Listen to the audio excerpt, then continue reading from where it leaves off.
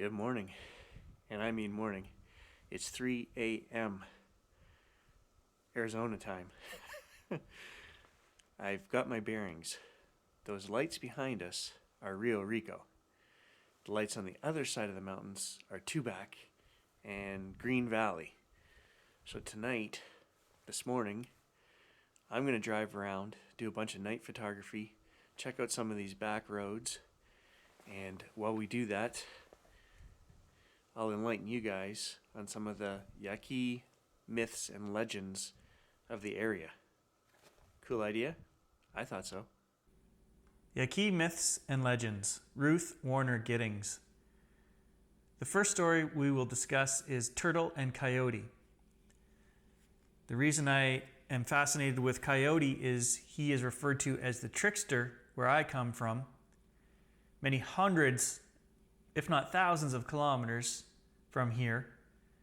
And I find it amazing that the coyote, even in the Yaqui legends, is looked down upon.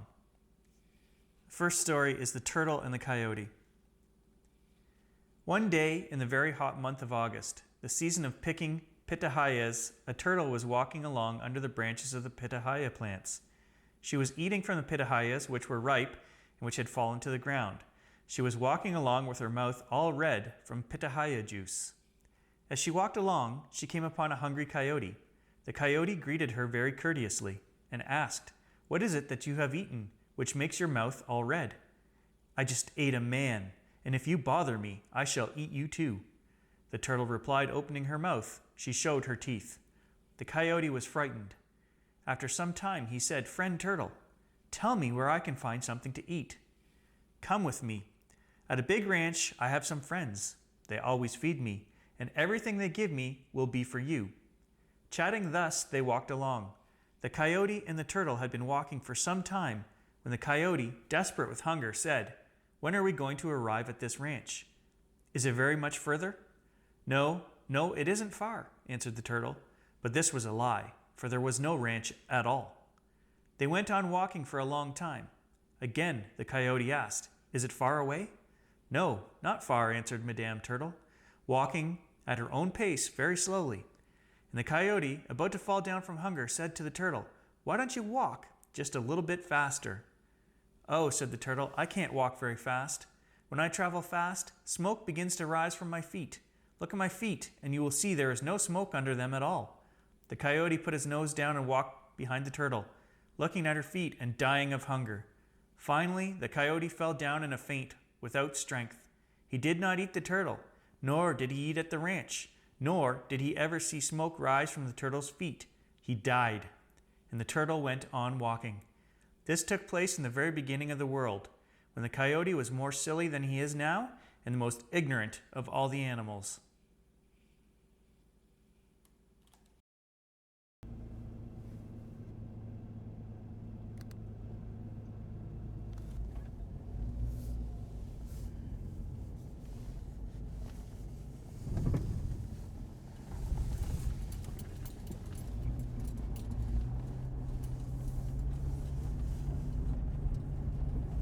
The second story is Coyote and Rabbit. One day, Rabbit was out on a plain eating when Coyote came up. "I am very hungry," said Coyote. "I am going to eat you." "No, wait here, and I will bring you a really good meal of chicken. They are cooking it over there." Rabbit ran off toward the monte, and Coyote happily waited, singing in anticipation of a fine meal. He waited a long time. At last he became angry and followed the tracks of Rabbit. He found Rabbit in an arroyo, standing by the cliff wall, holding his forepaws against the cliff. "What are you doing?" asked Coyote. "I am holding this cliff up," said Rabbit. At that moment, a little rock fell, and he held the cliff up harder than ever. "Here," he said to Coyote, "you hold it up while I go and get the food. I told you about it. It's almost ready." Coyote put his paws against the cliff, pushing desperately while Rabbit ran off. Another rock fell, and Coyote pushed all the harder. He waited for a long time. He was very tired and terribly hungry. Suddenly, he let go of the cliff and ran as fast as he could. Nothing happened. He followed the tracks of Rabbit. "Now, I really am going to eat you." "Just sit down," said Rabbit. "They're going to bring that food right here. They'll be here soon." So Coyote sat down looking hungrily at Rabbit. Rabbit jumped up, saying, "I'll hurry them. You wait here just a minute." He ran off. Coyote waited. Meanwhile, Rabbit set fire all around the edges of the thicket. Then he ran back to Coyote. "Hear the coyotes?" he shouted to Coyote. "The fiesta is coming. They are bringing you our wonderful meal." Then Rabbit ran away as fast as he could to avoid the fire. Coyote happily danced and sang as he waited for his meal. The fire soon surrounded him, and he was burned up. So down there, that's the lights of Babak. I've got to say, it does feel pretty creepy out here in an unknown area, unknown to me, standing at the edge of a cliff with mountains behind you. And I know that there are cougars here, so I have to be very careful, be listening, have my light. Of course, I don't have any weapons. Tripod. And these roads are pretty treacherous, up and down, and not in the best shape. This car I'm driving, it's got almost 300,000 miles on it. Fingers crossed every time I start the thing. And then I realized they have a border patrol problem here, and I'm out in the middle of the night walking around. I guess the illegal immigrants aren't walking around with headlamps, hopefully. But, God, I know, I think they shoot first, ask questions second down here. Maybe this wasn't the brightest idea I've ever had. Anyway, back to filming. We're here now.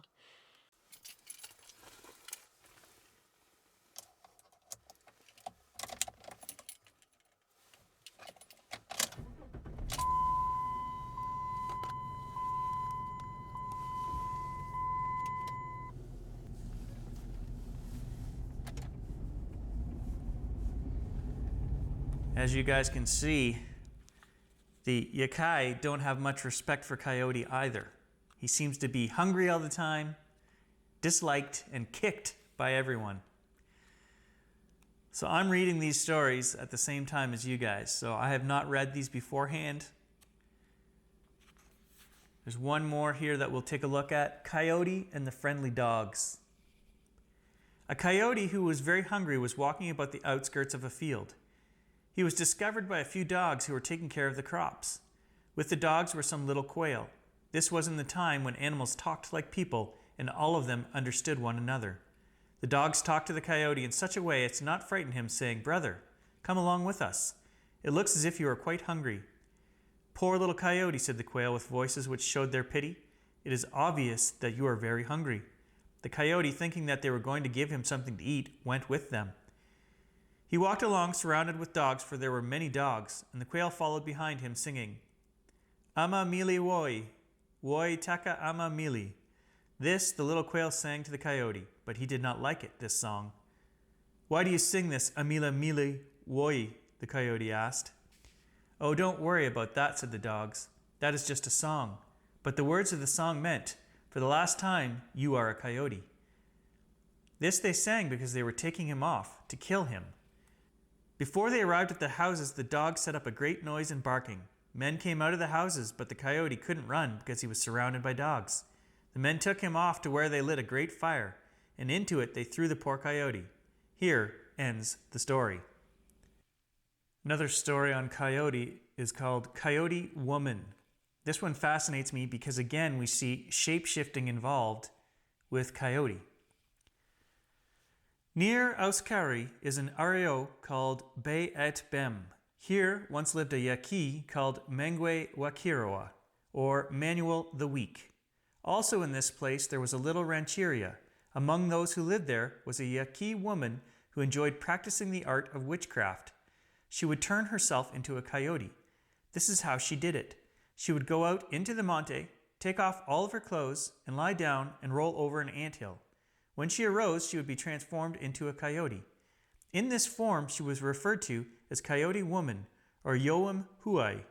She was greatly feared because of her strange powers. One cold winter dawn, Mengue Wakira was warming himself at his fire, clothed only with some skins. He was seated with his eyes closed. He did not know it when Yoam Huai arrived. She sat down across from him and said, "Awfully cold, isn't it, Mengue?" But because of being a coyote, she did not speak clearly.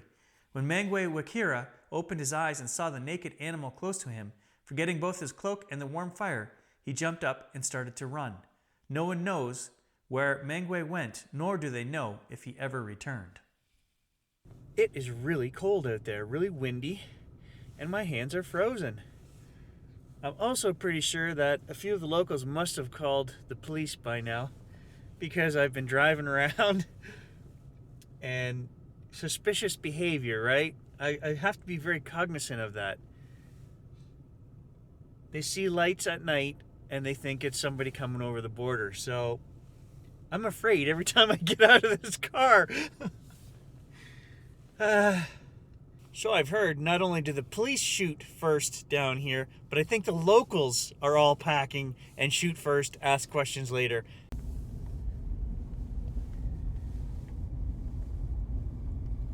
The last legend we'll take a look at is Babak. In ancient times, in the Yaqui region, water became scarce for a long period of time. Yaquis were suffering from the thirst which devastated them. Water holes dried up. They made wells and couldn't find water. Rocks resembled coals of fire, and the Yaqui region was burning up from lack of water. The Indians assuaged their thirst with some half-green plants. So out of such necessity, they attempted to send a message to Yaqui, the king of the rain. First, they ordered up the sky sparrow. He went straight to the king of the rain. After greeting him on behalf of the 8 pueblos, the sparrow said to Yaqui, "They tell me to ask you the favor of some rain." To this the king replied, saying, "Gladly, go without any worries. Tell your chiefs that the rain will come." The sparrow descended with the speed of a bolt of lightning, but before he reached the Yaquis, the world became cloudy. Lightning commenced, a hurricane of wind overcame the sky sparrow. The rain thus never arrived at the Yaqui region. Seeing that the sparrow did not return, the Yaqui then commanded the swallow to perform the same mission. The swallow flew up to the king of the rain, supplicating on the part of his chiefs that he had send in a little water for the Yaquis because they were dying of thirst. The king answered in good humor, "Go without worry to your chiefs. After you will come the rain." The swallow flew down, but he was also destroyed like the sparrow by the lightning and the wind. Neither he nor one drop of rain ever arrived at the ground. Then the leaders of the tribe, desperate, could think of no one else to send, until they remembered the toad. They tried to locate this toad and finally learned where he was. He was in a place called Bakwam, which means lagoon, in which now is the pueblo of Bakam. There they found the toad, Babak. They told Babak to come to a great council at a place near Vakam. There the principal leaders of the 8 pueblos met. The toad presented himself and they said to him, "You must go and beg rain for all of us from the king of the rain." "Very well," answered the toad. "With your permission, I will retire in order to make ready for my trip tomorrow. Wait for me and for the rain." He went off to the lagoon, Bakwam, and visited a friend of his who was a magician and could convert himself into a bat. From him, he borrowed some bat wings. The following day, Babak flew up to the clouds and met the king of the rain. After greeting the king and saluting him for the chiefs, Babak said, "Sir, do not treat the Yaqui so badly. Send us a little water to drink, for we are dying of thirst." "Very well," answered the king of the rain. "Go ahead, don't worry. The rain will follow you very soon." Babak pretended to go, but really dug into the ground at the door of the king's house. Then it clouded up, and lightning was seen, thunder was heard, and it began to rain. In fact, the rain almost reached the earth, but it could not find Babak. It stopped and began to run along on top of the wind. Then Babak ran along on top of the rain, saying, "Kawak, kawak, kawak." The rain, hearing the toad, began to fall again. The toad stopped singing. The rain, thinking the toad was dead, again became calm. So Babak began singing and moving over the top of the rain toward the earth. At last the rain struck the Yaqui region, still searching for the toad in order to kill him. It rained all over the earth, and suddenly there were many toads, all singing. Babak returned the bat wings to his magician friend and lived on peacefully in his lagoon, Bakwam. Well, I hope you guys enjoyed 5 of the 62 stories out of the Yaqui Myths and Legend book. It was a long night of photography. I'm beat. I'm actually going to go have a nap. So more adventures to come. Thanks for watching, guys.